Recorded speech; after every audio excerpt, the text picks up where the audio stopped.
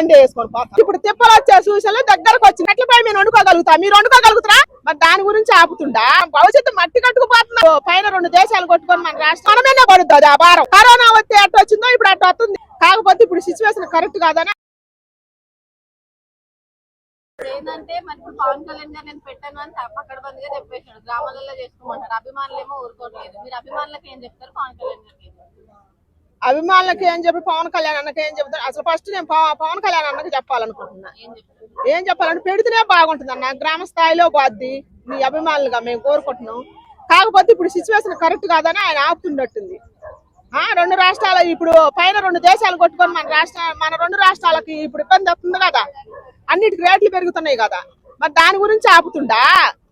Clarity ఉండాలి కదా మనకి. ఇంకోటి ఏంటంటే పాస్టర్ అసెంబ్లీలో కుల రాజకీయాలని చెప్పి మత రాజకీయాలు తీసుకొని వస్తున్నారు.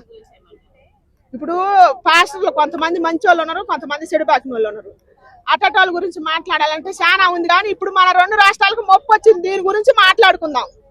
ఫస్ట్ మనకేమన్నా బుద్ధి జ్ఞానం కనుకుంటే చదువుకున్న వాళ్ళు మొత్తం మన 2 రాష్ట్రాలకు ఇప్పుడు మనకు కుల ఫీలింగ్ వద్దు, మత ఫీలింగ్ వద్దు, రాజకీయాలు వద్దు. మనకి ఇప్పుడు తిప్పలు వచ్చే సూచనలు దగ్గరకు వచ్చినాయి. పెట్రోల్ పరంగా గానీ గ్యాస్ పరంగా గానీ మనకి ఇప్పుడు కష్టకాలం.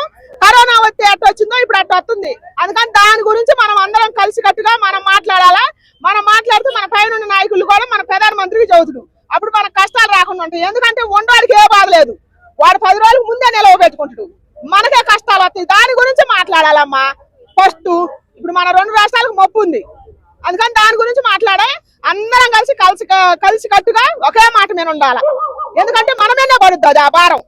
ఇప్పుడు జనసేన నాయకుడైనా, తెలుగుదేశం నాయకుడైనా, వైసీపీ నాయకుడైనా, తెలంగాణ నాయకులైనా ఎవరైనా సరే వీళ్ళంతా కలిసి కట్టుగా మన ప్రజలకు న్యాయం చేయాలని అంటే దీని గురించి రేట్ల గురించి మాట్లాడాలి. ఇప్పుడు మనం పేదవాళ్ళు ఉండవు, నిరుపేదలు ఉన్నారు, ఎంతో మంది ఉన్నారు. సగటు మధ్య తరగతి మనిషి మీద భారం పడుతుంది. ఇప్పుడు ముందే అందరు పెట్రోల్ నింపుకుంటారు. నేను వీడియోలలో చూస్తున్నా. ఎంత పరిస్థితి దాపరించిందో చూడు. వాటి గురించి కదా మనం మాట్లాడుకోవాల్సింది. మనకి ఇప్పుడు అయ్యే అవసరం. మన పిల్లలకి ఇప్పుడు వెనకటి రోజుల్లో నడిచి వచ్చారు. ఇప్పుడు నడవాలంటే ఒకటికి పోయినా బండి వేసుకొని పోతారు. మరి అట్లాంటి పరిస్థితి వస్తుంది కాబట్టి దాని గురించి మనం మాట్లాడాలి. దయచేసి నెక్స్ట్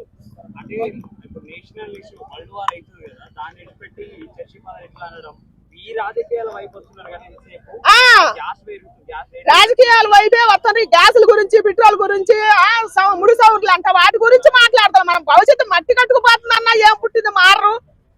వాళ్ళకేమైంది, పార్టీకి ఏమైంది? ఇప్పుడు పవన్ కళ్యాణ్ అన్నాడు పాస్టరు, వాడికి రోగం పుట్టింది వాడు అన్నాడు.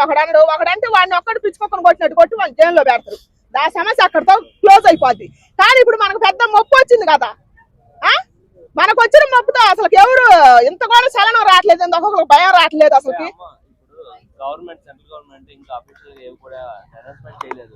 తగ్గుతున్నాయి, రేట్లు పెరుగుతున్నాయి కానీ తగ్గుతున్నాయి కానీ ఏం చెప్పలేదు. కానీ ఇక్కడ ఆల్రెడీ మాఫియా ఎంటర్ అయ్యి రేట్లు పెంచిందని చెప్పి అయితే బయట నడుస్తుంది. అవును, మరి ఆడ చెప్పలేదు. మాఫియా ఎంటర్ అయింది ఇప్పుడే. మరి దళారులు దోసుకునేది. మరి దీని గురించి మనం మాట్లాడాలా. ఇప్పుడే దళారులు ఇప్పుడు పైన దేశాలు కొట్టుకుంటున్నాయి అని చెప్పి దళారులు ఇప్పుడే మనల్ని దోసుకుంటారు. దీని గురించి మాట్లాడాలని నేను మాట్లాడుతున్నా. చదువుకున్న వాళ్ళు, నాకు చదువు లేదు. నేను ఊరు దాన్ని నేను మీకోసం మాట్లాడుతున్నా. ఇప్పుడు నేను ఊరికి పోయాను, నేను కట్లపై మేము వండుకోగలుగుతా. మీరు వండుకోగలుగుతారా? మీ భవిష్యత్తులో ఏంది? గ్యాస్ కింద రేటు పెరిగింది. ఆడేన్నో కొట్టుకుంటారు. ఇప్పుడు నుంచి రేట్లు పెంచితే మరి మన భవిష్యత్తు ఏంది? దాని గురించి మాట్లాడరా?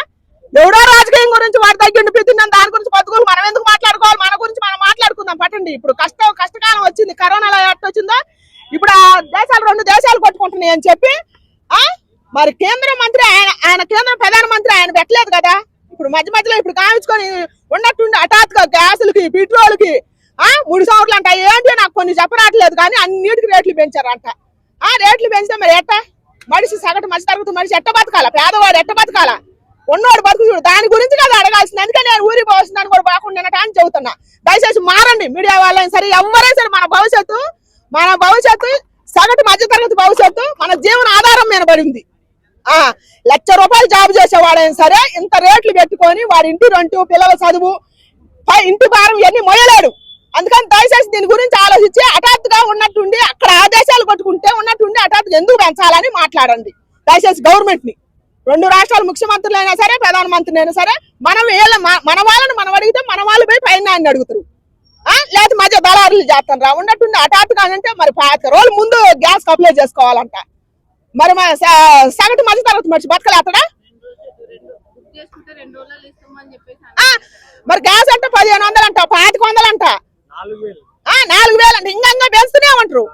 అప్పుడు మరి మనం ఇప్పుడు పెరిగిన రేట్లకే అతలాకుతలం అయిపోతుంది సగటు మధ్య తరగతి మనిషి. ఇప్పుడే భార్య భర్తల మధ్య పిల్లలు పెంచుకోలేక తగాదులో ఇడిపోతున్నారు. ఇప్పుడైతే మనుషులు చంపుకోవటం ఇంత రేట్ వస్తే ఏమైపోవాలి జీవితాలు? ఎవరి కోసం ఇదంతా? దీని గురించి మాట్లాడాలి కదా, అందుకని నేను మాట్లాడుతున్నా నెక్స్ట్.